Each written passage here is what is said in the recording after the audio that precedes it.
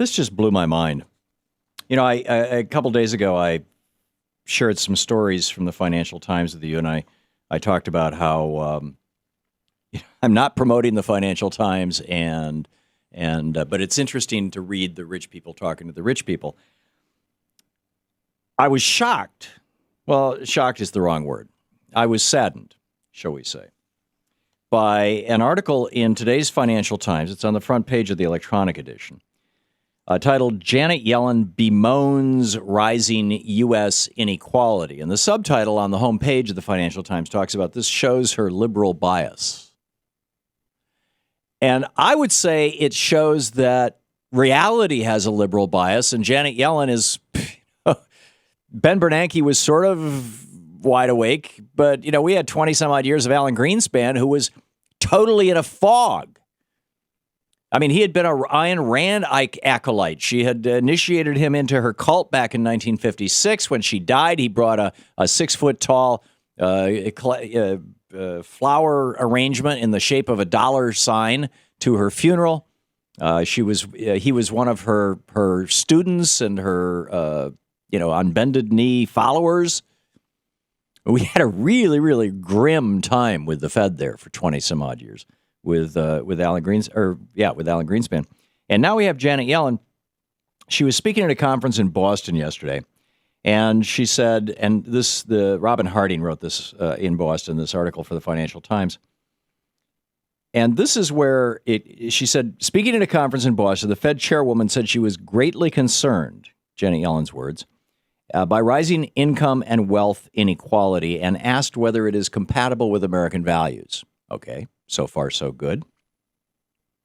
Then Robin Harding writes, her remarks will delight the Democrats who championed her as Fed chair, but risk a backlash from Republicans who may feel she is using the platform of the central bank to promote the causes of their political rivals.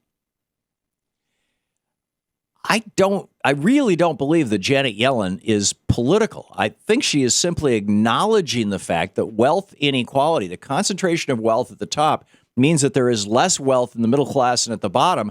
And it's the people in the middle class and at the bottom who are the job creators. They're the ones who spend all of their income on consumer goods, which somebody has to manufacture or grow or transport or package. And she gets that.